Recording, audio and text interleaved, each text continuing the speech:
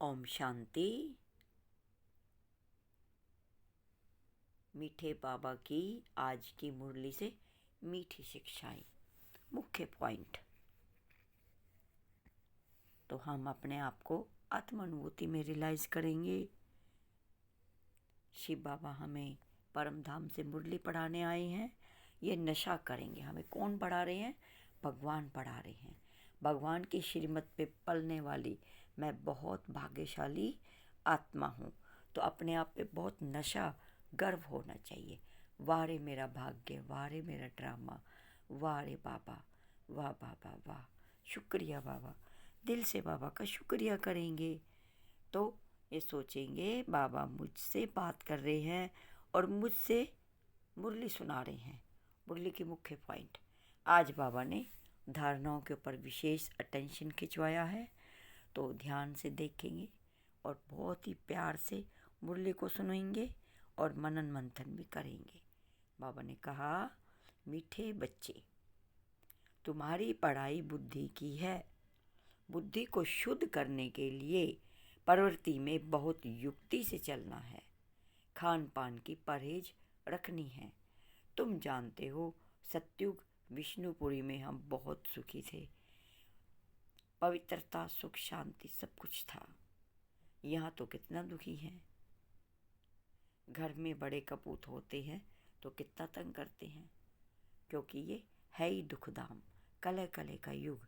घर घर में दुख है, घर घर में कलह कलह है, और वो है सुखधाम विष्णुपुरी यानी सतयुग।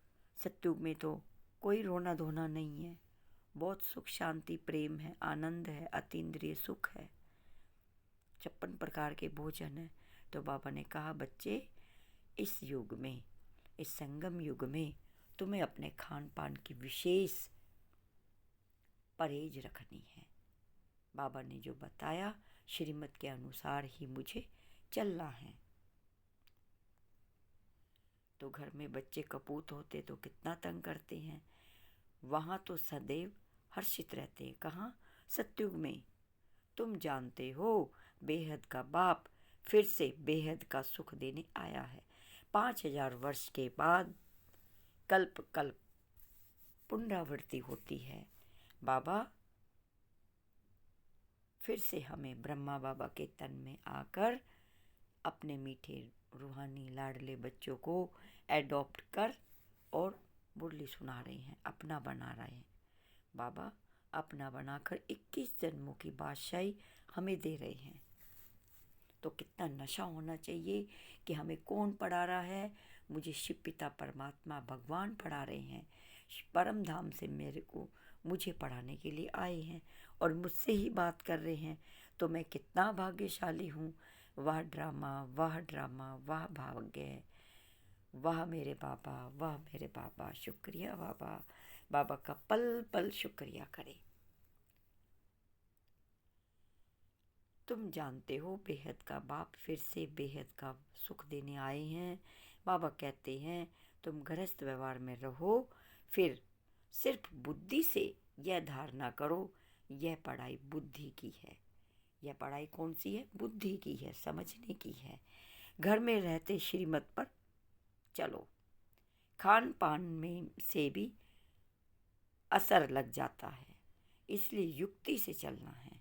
हर एक का कर्म बंधन अपना है।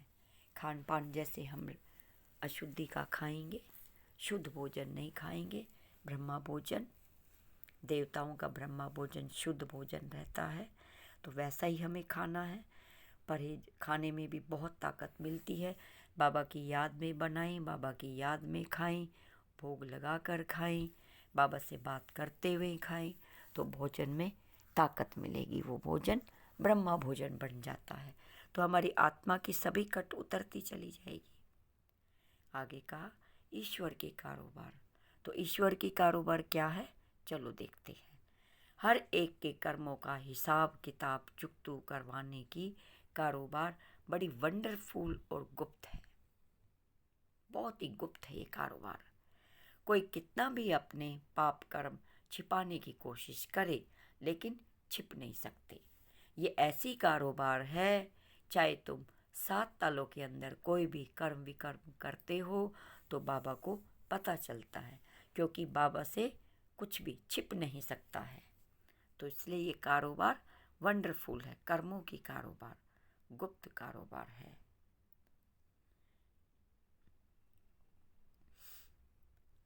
सजा जरूर भोगनी पड़ेगी, सजा जरूर भोगनी पड़ेगी, हर एक का खाता ऊपर में रहता है। इसलिए बाबा कहते हैं बाप का बनने के बाद कोई पाप होता है तो सच बतलाने से आधा माफ हो जाएगा। बाबा से सच सच बता दो। कोई हम में खामी है, कोई कर विकर्म बन जाता है, तो बाबा से सोने से पहले बाबा को सच सच बता दो, तो उससे आधी हमें माफ़ हो जाती है, आधी सज़ा हमारी माफ़ हो जाती है।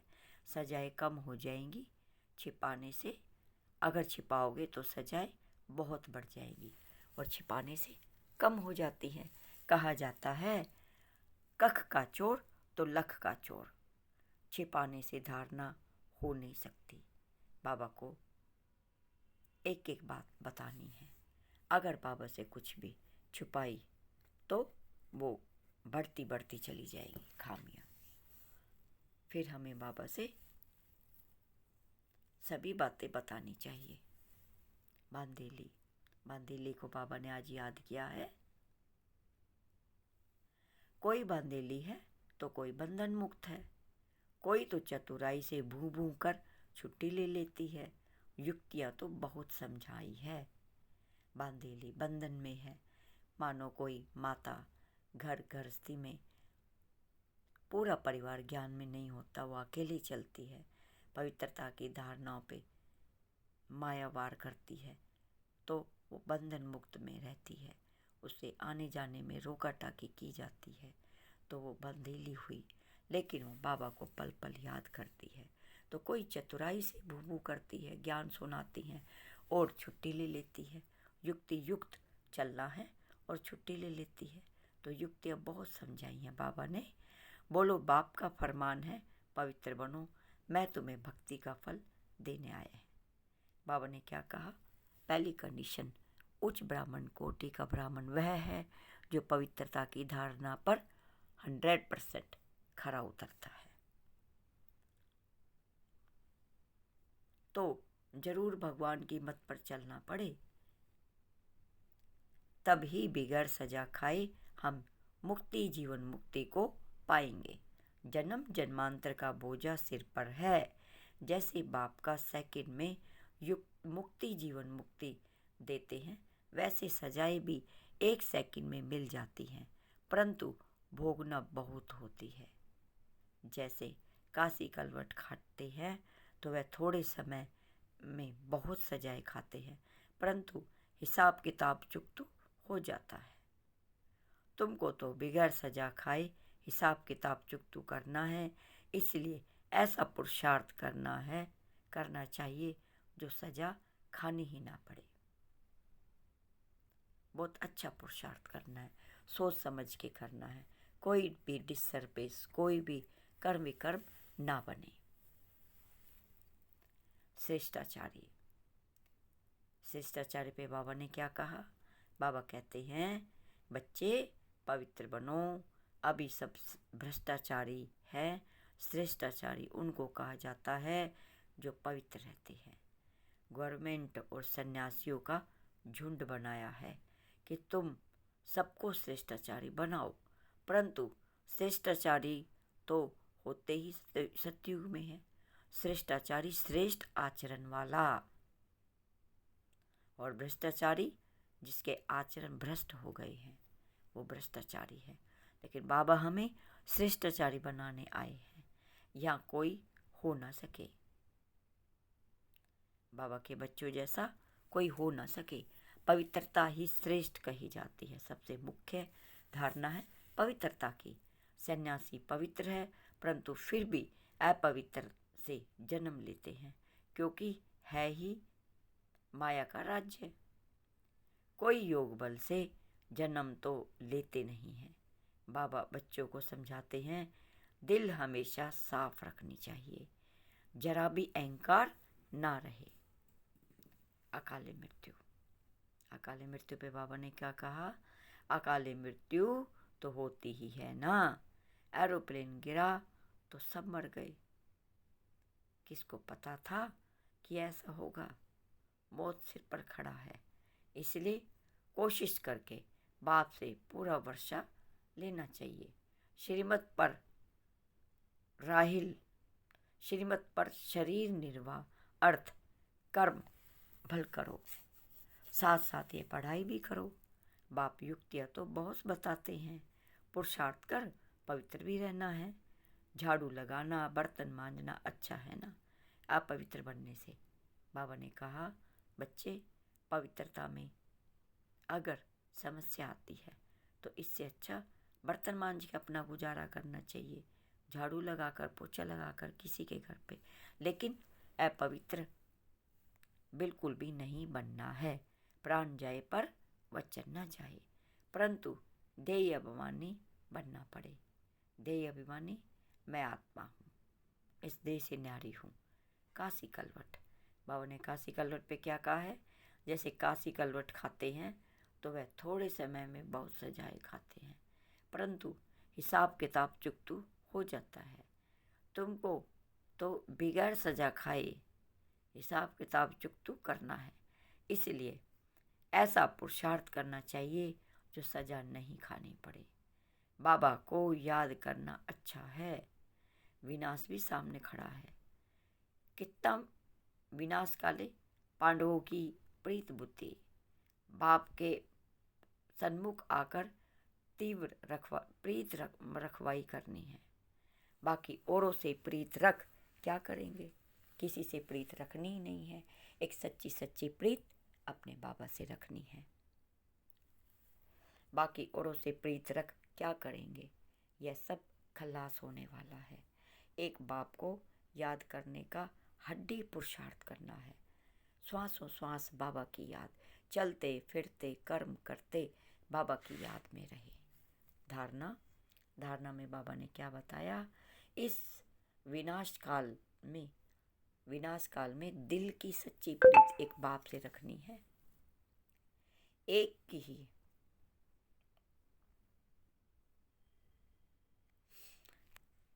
सच्ची प्रीत एक बाप से रखनी है। एक की ही याद में रहना है। सच्चे बाप से सदा सच्चे रहना है। कुछ भी छिपाना नहीं है।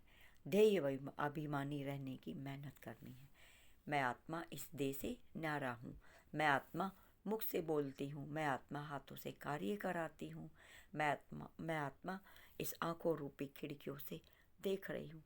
ऐसे ऐसे अपने को दिन में रियलाइज करना है। और जो भी आपने सामने है उन सबको आत्मस्मृति में देखो। तो पूरे दिन अपने को आत्मा समझना है। आत्मा समझ हर कार्य करना है। अपवित्र कभी नहीं बनना है। वरदान। दुख की लहरों से न्यारे रह, प्रभु प्यार का अनुभव करने वाले खुशी के खजाने से संपन्न भव। बाबा कितना खुशी के झूले में, शांति के झूले में, आनंद के झूले में, अतीन्द्रिय सुख का झूला झूलाते रहते हैं। तो जो बाबा के बच्चे हैं, जो श्रीमत के अनुसार चलते हैं, उनको दुख की लहर में वो आ ही नहीं सकते। सदा उमंग उत्साह में फरिश्ता बन हल्के रहते हैं और सबको हल्का रखते हैं और मन की डांस, तन की डांस करते रहते हैं। संगम के समय दुख के लहरों की कई बातें सामने आएंगी, लेकिन अपने अंदर वो दुख की लहर दुखी नहीं करे। जैसे गर्मी की मौसम में गर्मी होगी, लेकिन स्वयं को बचाना अपने ऊपर है। अभी भी क्या है, जब गर्मी के दिन में गर्मी होती है तो हम स्वयं को बचाते हैं, ऐसे ही हमें स्वयं को बचाना है। तो दुख की बातें सुनते हुए भी दिल पर उसका प्रभाव ना हो। कोई भी बात दिल पे नहीं रखनी है। जब ऐसे दुख की लहरों से न्यारे बनो, तब प्रभु प्यार बनेंगे। वरदान। जो ऐसे न्यारे और परमात्म प्यारे हैं वही खुशियों के खजानों से संपन्न रहते हैं। स्लोगन। त्रिकालदर्शी व त्रिनेत्री वह है जो माया के बहु रूपों को सहज ही पहचान लेती है। त्रिकालदर्शी, तीनों कालों को देखने वाले, त्रिनेत्री, दिव्य चक्षु बाबा ने हमें दिया है, ज्ञान रूपी दिव्य चक्षु। श्रीमत के अनुसार हमें भी चलना है और त्रिनेत्री बन माया के बहुत सारे रूपों को पहचान लेना है। तरह तरह रूप बदलकर माया आती है, लेकिन हमें दिव्य बुद्धि से माया को पहचान लेना है और माया की चपेट पे नहीं आना है। बाबा को बताएंगे, बाबा को याद करेंगे, बाबा से शक्ति लेते रहेंगे। अच्छा, हम रूहानी बच्चों की, रूहानी माता पिता बाप दादा को याद प्यार, गुड मॉर्निंग और नमस्ते। हम रूहानी बच्चों की, रूहानी माता पिता बाप दादा को की याद प्यार, गुड मॉर्निंग और नमस्ते नमस्ते नमस्ते। ओम शांति, ओम शांति, ओम शांति। शुक्रिया बाबा, शुक्रिया, आपने मुरली सुनाने के निमित्त बनाया। शुक्रिया बाबा। ओम शांति।